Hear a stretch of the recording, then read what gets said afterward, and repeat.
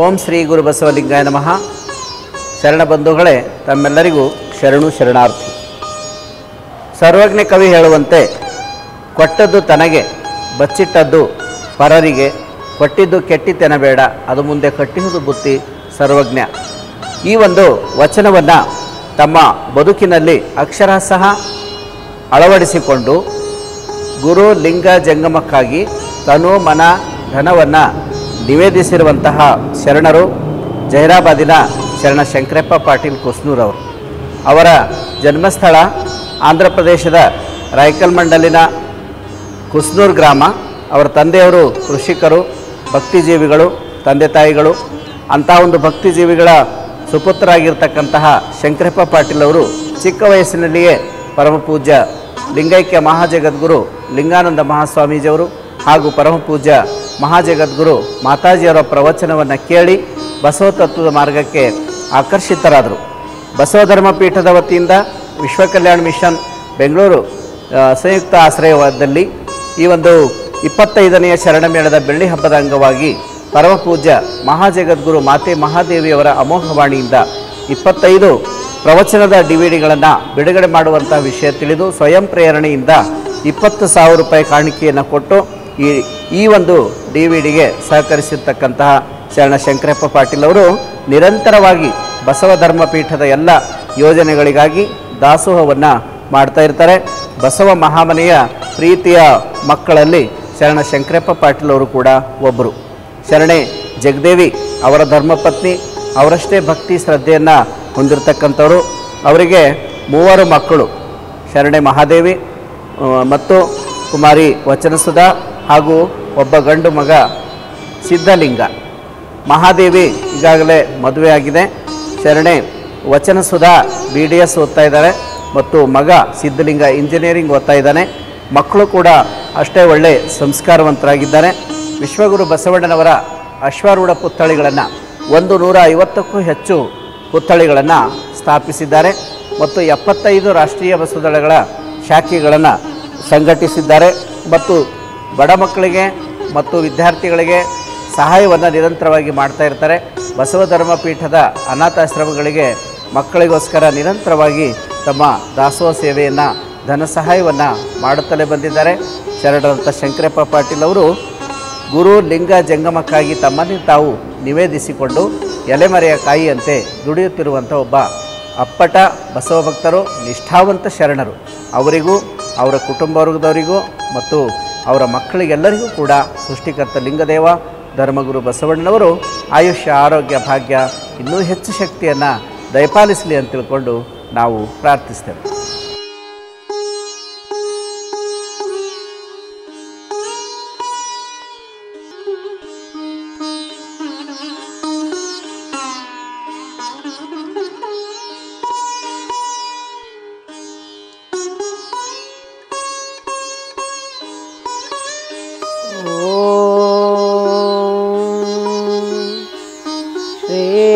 ಗುರು ಬಸವಲಿಂಗಾಯ ನಮಃ.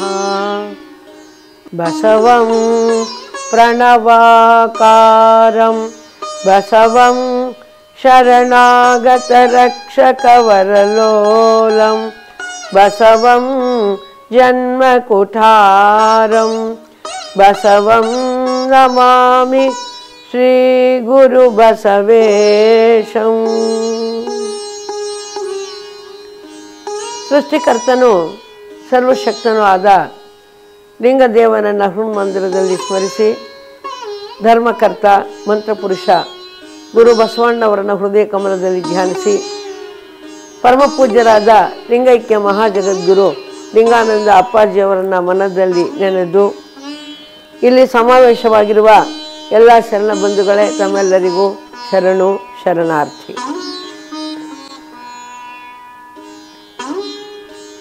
ಎಂಥ ಕನಸ ಕಂಡೆ ಕೇಳವು ಸುಜಾಣೆ, ಎಂಥ ಕನಸ ಕಂಡೆನೆ, ಎಂಥ ಕನಸ ಕಂಡ ಕೇಳವು ಸುಜಾಣೆ, ಎಂಥ ಕನಸ ಕಂಡೆನೆ.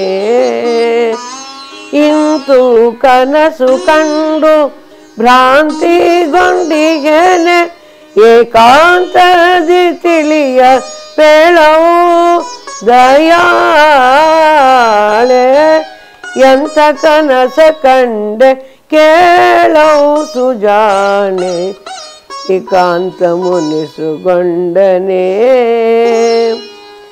ಆಲದ ಮರನೊಂದಕ್ಕೆ ಅತ್ತಿಯ ಕಾಯಿ ಬಾಳದಂತಿ ಹುದ ಕಂಡೆ ಬಾಳೆಯನ್ನನು ಮಿಷ ಲೋಲ ದೃಷ್ಟಿಗೆ ವೃಕ್ಷ ಮೂಲವೇ ಬಯಲಾಯಿತೆ ಕೇಳವು ಸುಜಾಣೆ ಮೂಲವೇ ಬಯಲಾಯಿತೆ ಕೇಳವು ಸುಜಾಣೆ ಎಂಥ ಕನಸ ಕಂಡೆ ಕೇಳವು ಸುಜಾಣೆ ಎಂಥ ಕನಸ ಕಂಡೆನೆ ತುಂಬಿದ ಕೆರೆಯೊಂದಕ್ಕೆ ಬೈದೇರೆ ದಿಪ್ಪ 9 ತುಂಬ ಕಂಡೆ ತುಂಬಿದ ಕೆರೆಯೊಂದಕ್ಕೆ ಬೈದೇರೆ ದಿಪ್ಪ 9 ತುಂಬ ಕಂಡೆ 9ರೊಳಗೊಂದು ತುಂಬ ಬಂಧಿಸಲಾಗಿ 9ರೊಳಗೊಂದು ತುಂಬ ಬಂಧಿಸಲಾಗಿ ತುಂಬಿದ ಕೆರೆ ಬತ್ತಿತೆ ಕೇಳವು ಸುಜಾಣೆ ತುಂಬಿದ ಕೆರೆ ಬತ್ತಿತೆ ಕೇಳವು ಸುಜಾಣೆ ಎಂಥ ಕನಸ ಕಂಡೆ ಕೇಳವು ಸುಜಾಣೆ ಎಂಥ ಕನಸ ಕಂಡೆನೆ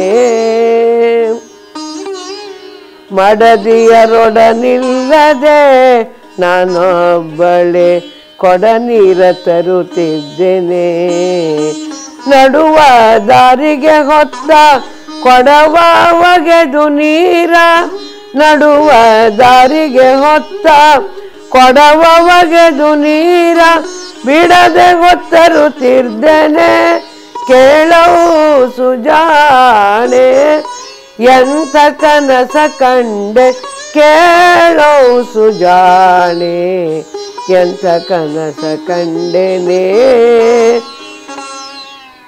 ಈ ರೀತಿ ಕನಸಿನೊಳು ನಿಬ್ಬೆರಗಿ ಓರ್ವಳೆ ಹೊರಗಿರ್ದೇನೆ ಈ ರೀತಿ ಕನಸಿನೊಳು ನಿಬ್ಬೆರಗಿ ಓರ್ವಳೆ ಹೊರಗಿರ್ದೇನೆ ಸಾರ ಸುಂದರ ಚನ್ನ ವೀರನಪ್ಪಲು ನಿದ್ರೆ ಸಾರ ಸುಂದರ ಚನ್ನ ವೀರನಪ್ಪಲು ನಿದ್ರೆ ಹಾರಿಕಂದರೆ ದೇನಲ್ಲೇ ಕೇಳವು ಸುಜಾಣೆ ಎಂಥ ಕನಸ ಕಂಡೆ ಕೇಳವು ಸುಜಾಣೆ ಎಂಥ ಕನಸ ಕಂಡೆನೆ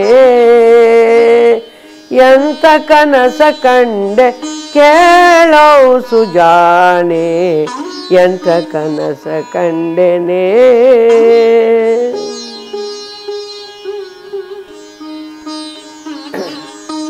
ತರುಣ ಬಸವರಸರು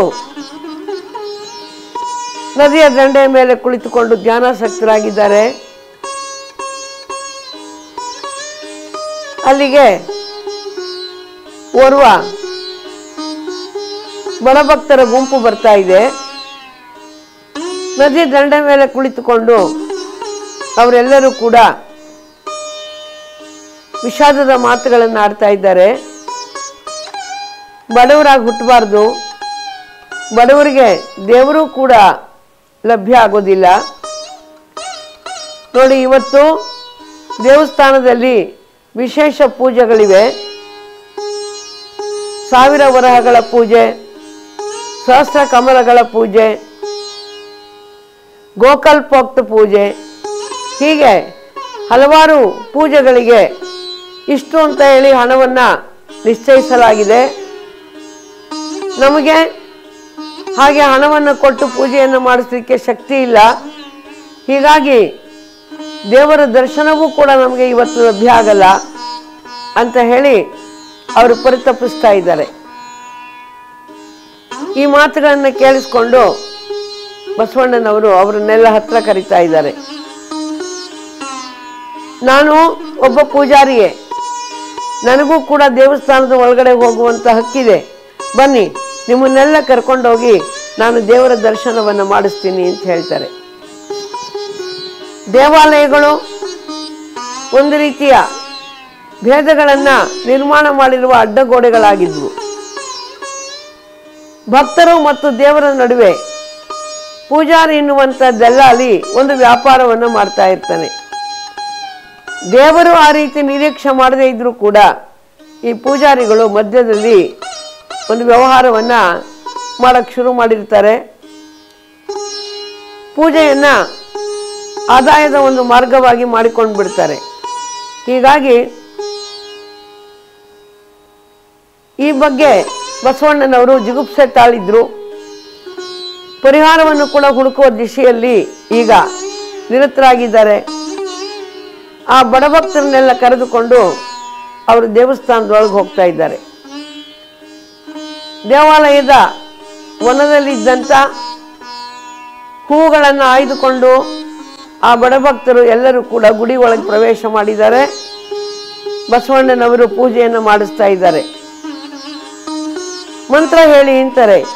ನಮ್ಗೆ ಯಾವ ಮಂತ್ರವೂ ಬರೋದಿಲ್ಲ ದಡ್ರು ಅಂದಾಗ, ಏನೂ ಅರಿಯನೆಂದು ಸುಮ್ಮಗಿದ್ದಿರಬೇಡ, ಓಂ ನಮಃ ಶಿವಾಯ ಮಂತ್ರವನ್ನು ಹೇಳ್ಕೊಡ್ತಾ ಇದ್ದೀನಿ, ನೀವೆಲ್ಲ ಸಾಮೂಹಿಕವಾಗಿ ಜಪ ಮಾಡ್ರಿ ಅಂತ ಹೇಳಿ ಅವ್ರನ್ನೆಲ್ಲ ಜಪ ಮಾಡಲಿಕ್ಕೆ ಹಚ್ಚಿ ಬಸವಣ್ಣನವರು ಪೂಜೆಯನ್ನು ಮಾಡ್ತಾ ಇದ್ದಾರೆ. ಇದೆಲ್ಲವನ್ನು ನೋಡಿದಾಗ ಇತರ ಪೂಜಾರಿಗಳಿಗೆ ತುಂಬ ಕೋಪ ಬರ್ತಾ ಇದೆ. ವಿಶೇಷವಾದ ದಿನಗಳಂದು ಜನ ನಂಬಿಕೆಯ ಮೇಲೆ ಬೇರೆ ಬೇರೆ ರೀತಿಯ ಆರಾಧನೆಗಳನ್ನು ಪೂಜೆಗಳನ್ನು ಮಾಡಿಸ್ತಾರೆ.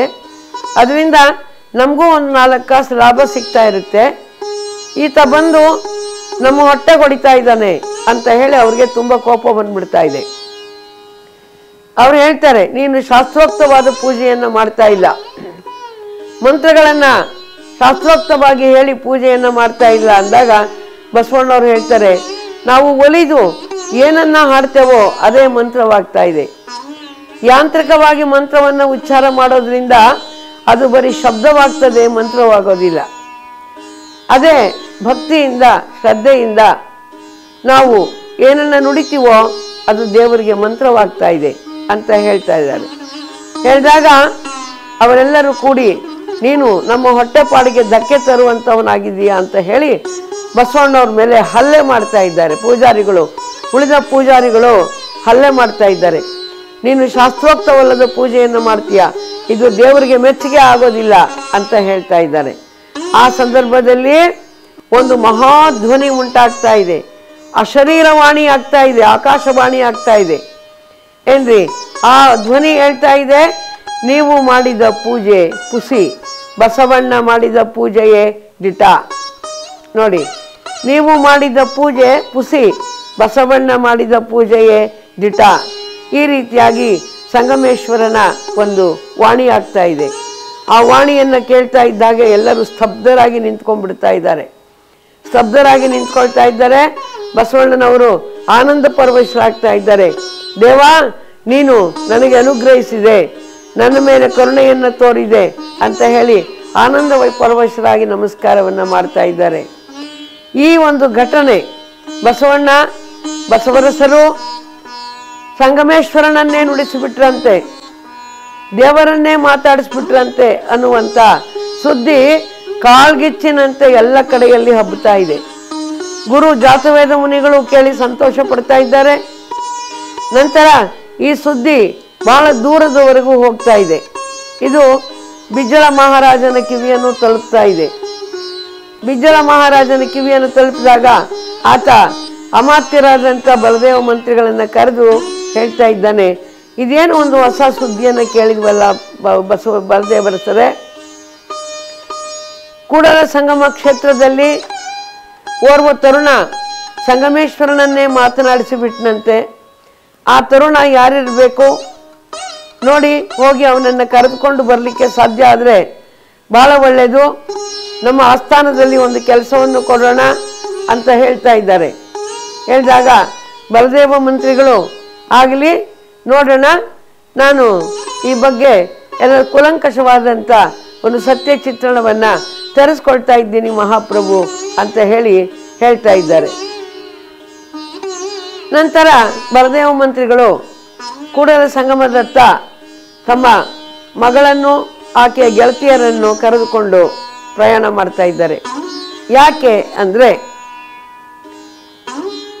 ಬಾಲಕ ಬಸವರಸ ತಾಯಿ ತಂದೆಗಳ ಬಂಧನವನ್ನು ಬಿಡಿಸಿಕೊಂಡು ಹೋದವನು ಕೂಡಲ ಸಂಗಮದ ಗುರುಕುಲದಲ್ಲಿ ಇದ್ದಾನೆ, ಸಂಗಮೇಶ್ವರನ ಅರ್ಚಕನಾಗಿ ಕಾಯಕವನ್ನು ಮಾಡ್ತಾ ಇದ್ದಾನೆ ಅನ್ನುವಂಥ ಸುದ್ದಿ ಬಲದೇವ ಮಂತ್ರಿಗಳಿಗೆ ಗೊತ್ತಾಗಿತ್ತು. ಹೀಗಾಗಿ ಆತನನ್ನು ನೇರವಾಗಿ ಅವರು ಭೇಟಿ ಮಾಡದೇ ಇದ್ರೂ ಕೂಡ ವರದಿಗಳನ್ನು ತರಿಸ್ಕೊಳ್ತಾ ಇದ್ರು. ಅದಕ್ಕಾಗಿ ಅವರು ವಿಚಾರ ಮಾಡಿದ್ರು. ಬಿಜ್ಜಳ ಮಹಾರಾಜ ಹೇಳಿದಂತೆ ಸಂಗಮೇಶ್ವರನನ್ನು ನುಡಿಸಿದ ಆ ಮಹಾನುಭಾವ ಯಾರು ಅನ್ನೋದನ್ನು ತಿಳ್ಕೊಂಡಂಗಾಯ್ತು. ಜೊತೆಗೆ ತಮ್ಮ ಮಗಳು ನೀಲಗಂಗಳನ್ನು ತೊಟ್ಟಿಲ ಕೂಸಿರುವಾಗಲೇ ಬಸವರಸನಿಗೆ ಮದುವೆ ಮಾಡಿಕೊಡಲಾಗಿತ್ತು. ಬಾಲಕ ಬಸವರಸ 4 ವರ್ಷದ ಮಗುವಿದ್ದಾಗ ಅವರ ಬಲದೇವ ಮಂತ್ರಿಗಳ ಧರ್ಮಪತ್ನಿ ಹೆಣ್ಣು ಶಿಶುವಿಗೆ ಜನ್ಮ ಕೊಟ್ಟಾಗ ಬಾಗೇವಾಡಿಯಲ್ಲಿಯೇ ಮದುವೆ ನಡೆದೋಗಿತ್ತು. ಮಗಳು ನೀಲಗಂಗಾ ತೊಟ್ಟಿಲ ಶಿಶುವಾಗಿದ್ಲು. ಬಾಲಕ ಬಸವರಸ 4 ವರ್ಷದ ಮಗು. ಇವರಿಗೆ ವಿವಾಹ ಕಾರ್ಯ ನಡೆದು ಹೋಗಿತ್ತು.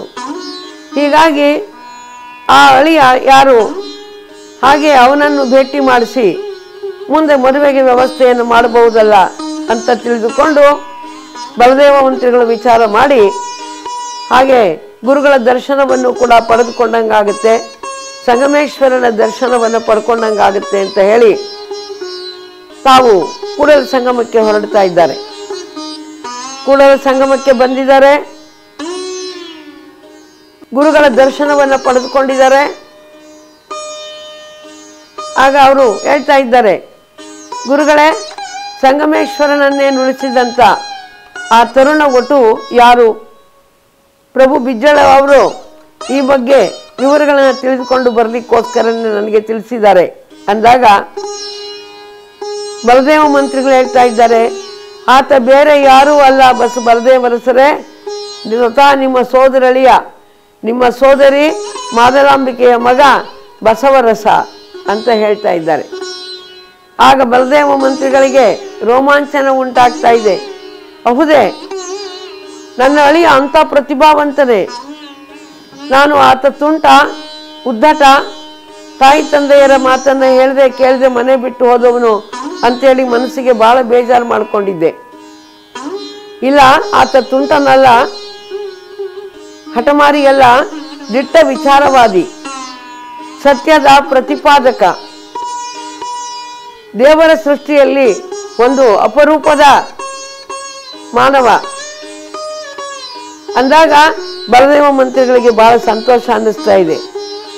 ಆಗ ಅವ್ರು ಹೇಳ್ತಾ ಇದ್ದಾರೆ, ಗುರುಗಳೇ, ತಮಗೆ ಗೊತ್ತಿದೆಯೋ ಇಲ್ವೋ, ನನ್ನ ಮಗಳು ನೀಲಗಂಗಾ ತೊಟ್ಟಿಲ ಮಗುವಿದ್ದಾಗಲೇ ನನ್ನ ಸೋದರಿಯ ಮಗ ಬಸವರಸನಿಗೆ ನಿಶ್ಚಯ ಮಾಡಿ ತೊಟ್ಟಿಲಲ್ಲಿ ಇರುವಾಗಲೇ ಸಾಂಕೇತಿಕವಾದ ಮದುವೆಯನ್ನು ಮಾಡಲಾಗಿತ್ತು.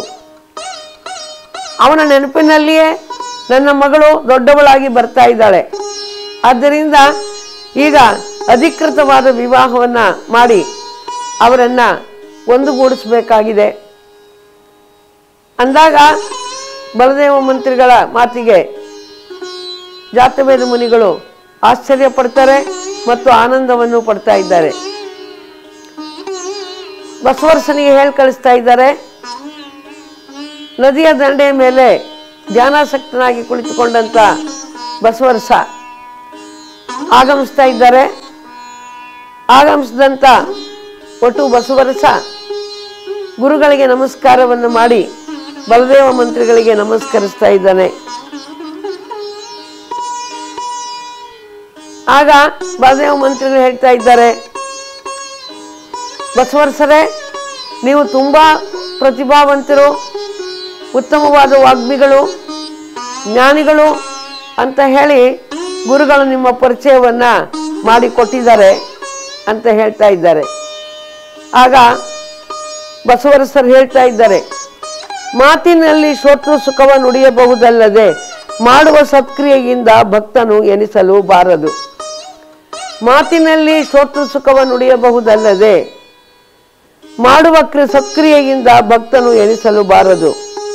ಕೂಡಲ ಸಂಗನ ಶರಣರ ಭಕ್ತಿ ಭಂಡಾರವು ಎನಗೆಂದು ಸಾಧ್ಯವಪ್ಪುದು ಹೇಳೆನ್ನ ತಂದೆ.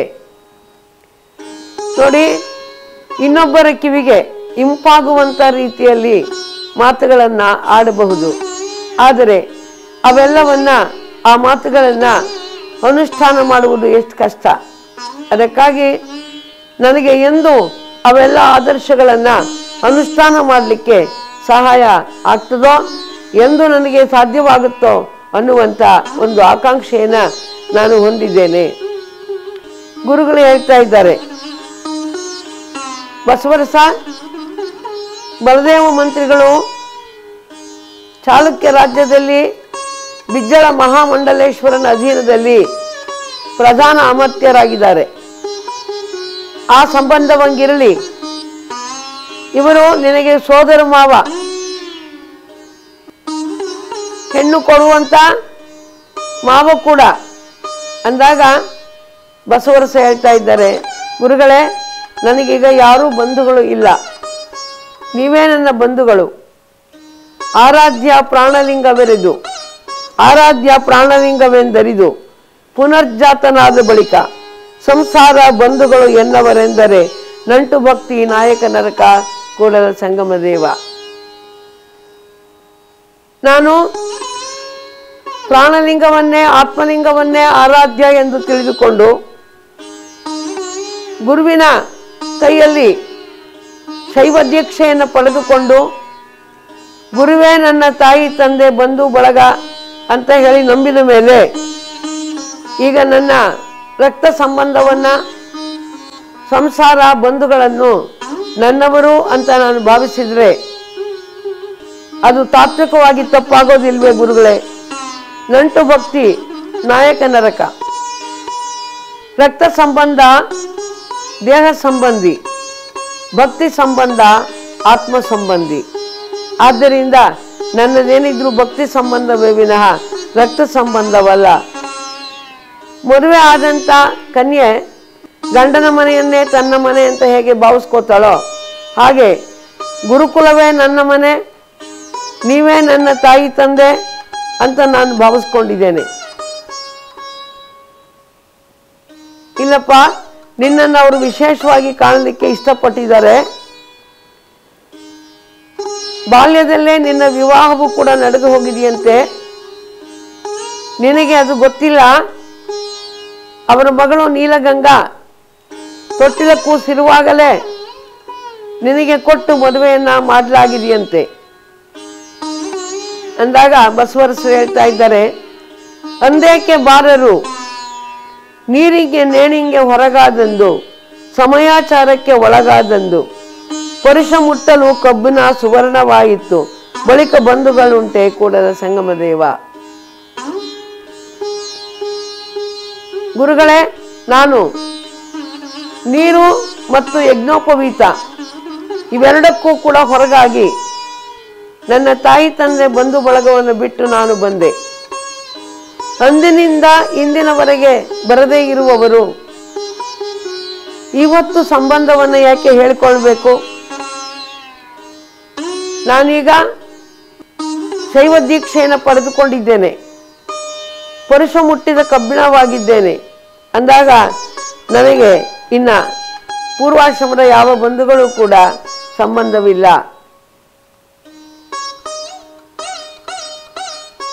ಗುರುಗಳ ಒಂದು ಅಪೇಕ್ಷೆ ಏನು ಅಂದರೆ, ಬಸವರಸನಿಗೆ ಈ ಒಂದು ಅವಕಾಶವನ್ನು ಸದುಪಯೋಗಪಡಿಸ್ಕೊಳ್ಳಿಕ್ಕೆ ಹೇಳೋದಿತ್ತು.